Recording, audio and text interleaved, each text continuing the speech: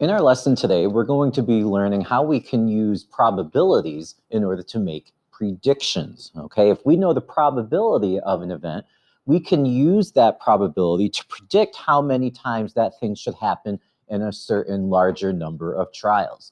There are two types of probabilities that we're going to be using in order to help us make predictions. The first is called theoretical probability. The theoretical probability of an event is the mathematical ratio of the number of possibilities in the event over the total number of possibilities. Okay, said a different way, theoretical probability is what should happen when you perform a certain experiment. It's not necessarily what will happen, but it's what should happen. Okay, now for predictions, if you know the probability of an event, you can predict the results for a large number of trials. In our first example, we're going to be spinning the spinner that's shown below. Okay, we would expect in theory to spin an odd number 3/8 of the time. That's because if we look at this entire spinner, there are 8 sections, and 3 of the 8 are going to be odd numbers. Therefore, that's why the probability is going to be 3/8 for an odd number. We're going to use that probability to predict that if we spin the spinner 104 times, how many times should an odd number appear? In order to help us answer that question, we're going to use the probability that we just talked about, and we're also going to be using ratios and proportions that we talked about a little bit earlier in the year. Okay, what we want to happen is to get an odd number. So we're going to look at the number of odds over the total on the spinner. Okay, so if we look at our spinner, again, 3 out of the 8 were odd numbers. So there's 3 odds out of the 8 total sections on the spinner. So the probability of getting an odd number is 3 out of 8. We want to know, out of 104 times we spin the spinner, how many odds should we get? So we're going to take the probability of 3/8 and set it equal to another ratio. We don't know how many odd numbers we would get out of the total 104 trials, but we can figure out by scaling from the first denominator to the second denominator. All right, to go from an 8 to a 104, I have to figure out what that scale factor is going to be so that I could then scale from 3 up to whatever value this n is going to be. In order to figure out the scale factor right here, to go from an 8 to a 104, all I'm going to do is 104 divided by 8. Okay, so I'm going to take my calculator, I'm going to punch in 104 divided by 8, and that's going to give me a value of 13. That means to go from 8 to 104, I had to multiply by 13. Whatever you do to the denominator, you need to do the same thing to the numerator, again, because these are equal to each other. So I'm going to do 3 times 13 in order to get the value of n. When you do 3 times 13, n is going to equal 39. So that means that an odd number should appear 39 times in 104 spins.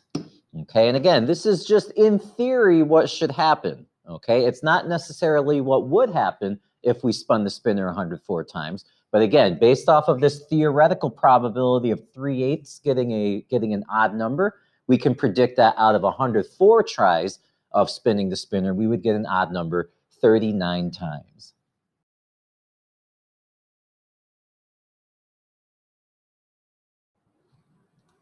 In our next example, we're going to be rolling a die. A die, as you know, has 6 sides labeled 1, 2, 3, 4, 5, and 6. If you roll a die 108 times, how many times would you expect or predict to roll a 5?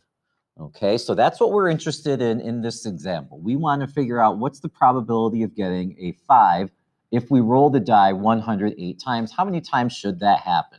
So we're going to look at the number of 5s on the die out of the total on the die. Okay, and if you think about a die, well, the number 5 only appears 1 time out of a total number of 6 sides on the die. So the theoretical probability that you would roll a 5 is 1 out of 6, 1/6. Okay, we're going to use that probability and set it equal to another ratio. We want to know how many times should we get 5. We don't know, but the total number of times we roll the die is 108 times. So again, we're going to go from the theoretical probability of 1/6. We're going to scale up to figure out how many times 5 should appear in 108 rolls. So we have to figure out, how do you scale from 6 to 108? Well, again, in order to figure that out, I'm just going to simply divide 108 by 6. 108 divided by 6 is equal to 18. That means to go from 6 to 108, I had to multiply by 18, which means I need to do the same thing in my numerator. And this is actually going to be pretty simple here. 1 times 18 equals n, so that means that n equals 18. 1 times 18 is 18. All right, so that means that you should roll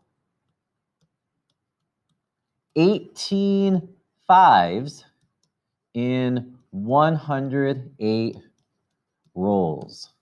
Okay, if you roll the die 108 times, 18 of those times, it should land on the number 5.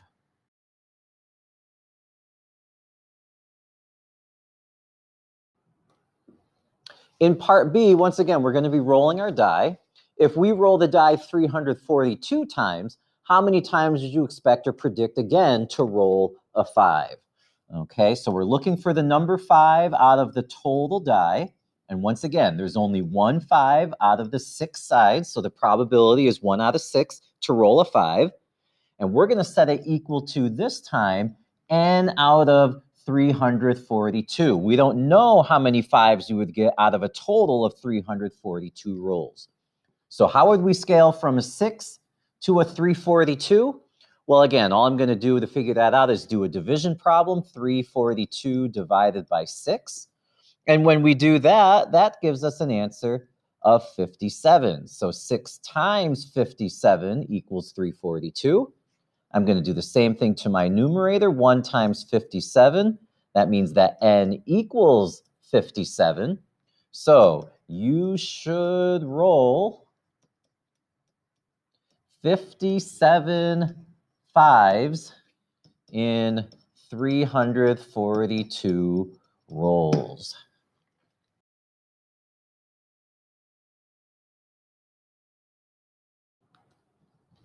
In our next example, we're going to be spinning a spinner that has 4 sections, and they're labeled red, blue, green, and yellow.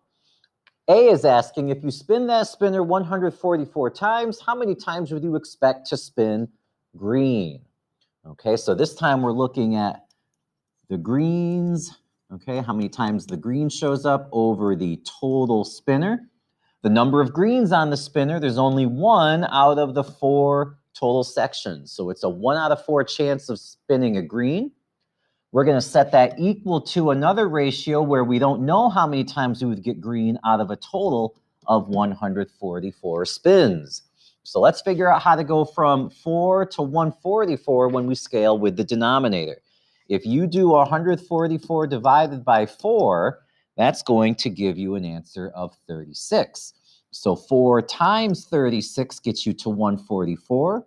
We'll do the same thing in our numerator then and do 1 times 36 to get n, which means that n equals 36. So that means that you should land on green. You should land on green 36 times in 144 spins. And again, that's not necessarily what will happen, but in theory, that's what should happen based off of the probability. In part B, what if you only spin the spinner 96 times? How many times would you expect to land on green? So once again, the number of greens on the spinner over the total spinner, there was only 1 out of the 4 sections that was a green. Set that equal to a new ratio where we don't know how many times we would land on green out of a total of 96 spins. How do you scale from 4 to 96? Well, 96 divided by 4, when you punch that into your calculator, you would get 24. So you do 4 times 24 to get to 96, which means we do 1 times 24 to get to n, which means that n equals 24. 1 times 24 is 24. So you should land on green 24 times in 96 spins.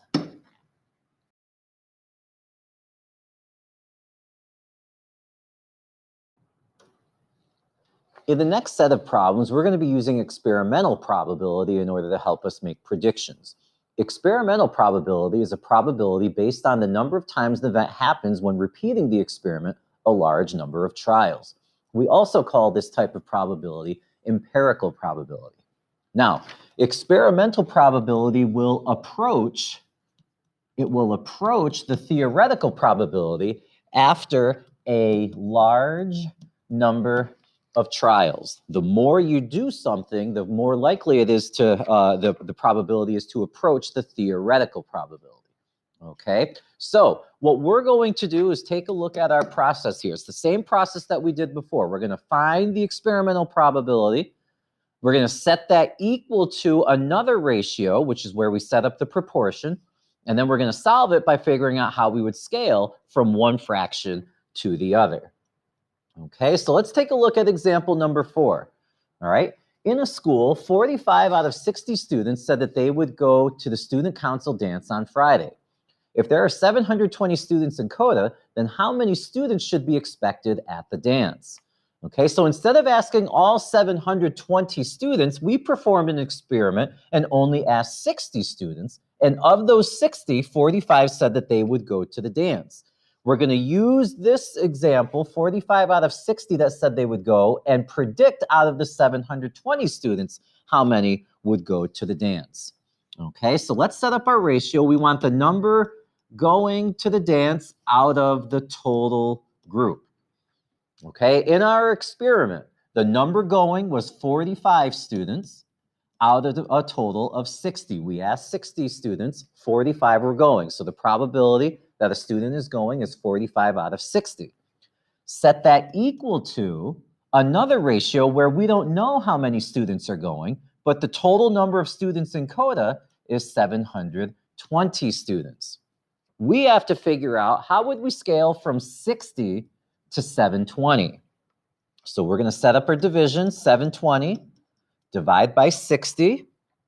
And when you do that, you should get an answer of 12, which means to go from 60 to 720, you had to multiply by 12, which means we'll do the same thing up here in our numerator. We'll do 45 times 12 to get the value of n. When you do that, punch in 45 times 12, you would get 540. Okay, so that means that about 540 students should be expected to go to the dance. And again, that doesn't necessarily mean that exactly 540 students will go, maybe a little bit more, maybe a little bit less, but somewhere around 540 students should be expected to go to the dance based off of the original probability where 45 out of 60 said that they would go to the dance.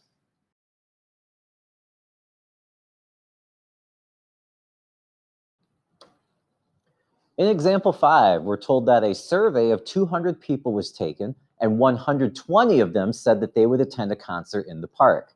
If there are 16,000 people in the town, then how many people are predicted to attend the concert?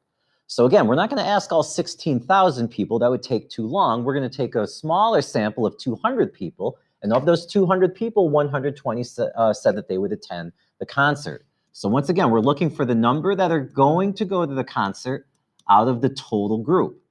Based off of our experiment, 120 out of the total 200 plan on going to the concert. So this is our experimental probability, 120 out of 200. We're going to set that equal to another ratio where we don't know how many people are going out of the total 16,000 people in the town. So let's figure out how to scale from 200 to 16,000. We'll set up our division problem, 16,000 divided by 200. And when you do that, you would get an answer of 80. So 200 times 80 equals 16,000, which means we'll do the same thing in our numerator. 120 times 80 will get us the value of n. And when you punch that into your calculator, you should get a number of 9,600. So about 9,600 people should go to the concert. And again, it's not going to be exactly 9,600 people, but somewhere around 9,600 people should be expected to go to the concert.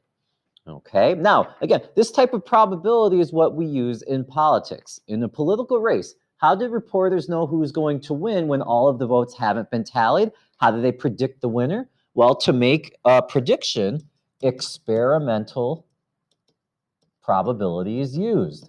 Okay, people that are willing to tell how they voted at an exit poll are going to be able to use that probability in order to predict out of the entire population who they voted for in order to win a political race.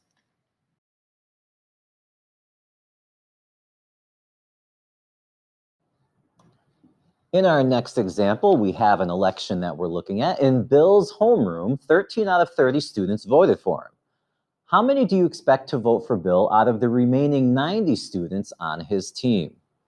Okay, so we're going to use the number of votes for Bill out of the total group. Okay, and they tell us right here in his homeroom, 13 people voted for him out of a total 30 people. All right, we're going to set that equal to a new ratio where we don't know how many votes Bill's going to get out of the remaining 90 students on the team. Okay, so we have to figure out how to scale from going from 30 to 90. That's an easier one for us to figure out. 30 times 3 is equal to 90, which means that we'll multiply in our numerator 13 by 3 to get the value of n. And when you do 13 times 3, you would get 39. So about 39 more students on the team should vote for Bill. Okay, Bill should expect to get around 39 more votes.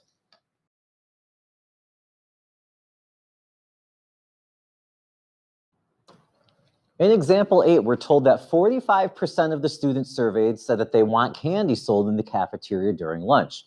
There are 180 students surveyed, so how many of them would you predict that want candy sold during lunch? So for our ratio this time, we're going to say the number that want candy out of the total. And what's interesting in this case was that they gave us a percentage. 45% of the people wanted candy. We are setting up a fraction. So we have to remember how to write 45% as a fraction. Remember, a percent means out of 100. So 45% would mean that 45 out of 100 people would want candy sold in the cafeteria. We're going to set that equal to another ratio where, again, we don't know how many people want candy, but there were a total of 180 students surveyed. So out of those 180, how many would want candy? So we're going to figure out how to scale from 100 to 180. If you do 180 divided by 100, that gives you 1 8/10. So 100 times 1 8/10 is 180. We'll do the same thing in the numerator. 45 times 1 8/10 equals n.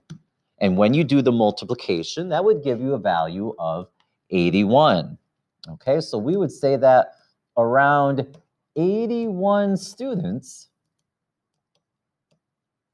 want candy sold during lunch.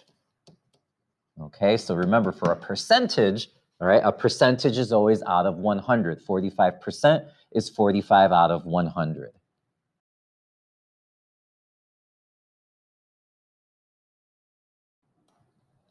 In example 9, we're told that Marty took a survey of 48 out of the 200 students in 7th grade to see if they were going on a summer vacation.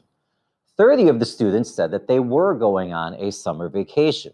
So what is a good prediction of the number of 7th graders who will be going on a summer vacation? Okay, so again, we were saying the number that are going on vacation out of the total. Okay, now we have to read this carefully. Marty took a survey of 48 out of the 200 students. Okay, that means his survey had a total of 48 people in it. All right, there are 200 total 7th graders, but he didn't want to ask all of them, so he asked a smaller group of only 48 of them. So 48 is the total group that he asked. And of those 48, 30 said that they were going on a summer vacation. So the probability that someone's going on a summer vacation is 30 out of 48. We are going to predict now out of the entire 7th grade how many are going to go on a vacation. So we don't know how many are going on summer vacation. But again, they told us right here that there are 200 7th graders. So here's our proportion. 30 over 48 equals n over 200. And we're going to figure out how to scale from 48 up to 200. All right, so let's go ahead and see if we can punch this in. 200 divided by 48. And when you punch that into your calculator, you're going to get the decimal 4 and 1600ths with the 6 repeated, okay? It goes 6, 6, 6, 6, 6, on and on and on forever. Okay, so that means you would do 48 times 4 and 1600ths with the 6 repeated to get to a 200, which means we need to do the same thing in our numerator, 30 times 4 and 1600ths with the 6 repeated, all right? So keep that number on your calculator and then just hit times 30, and that'll give you the value of n. And when you do that in this example, n equals 125. Okay, so this means that around 125 7th graders will go on a summer vacation.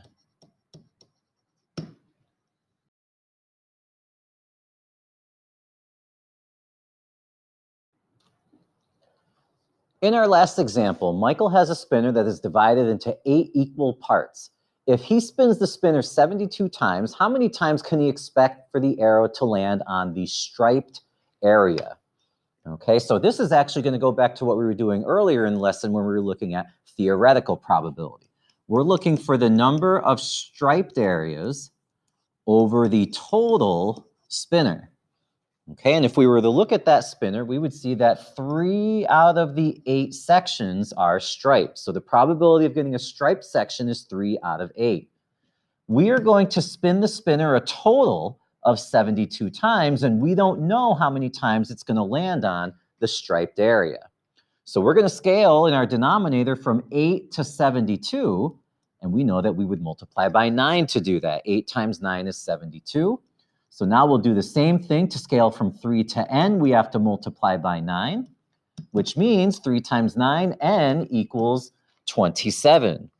Okay, so that means that the spinner should land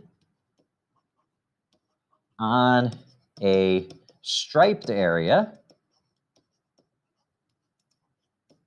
27 times in 72 spins.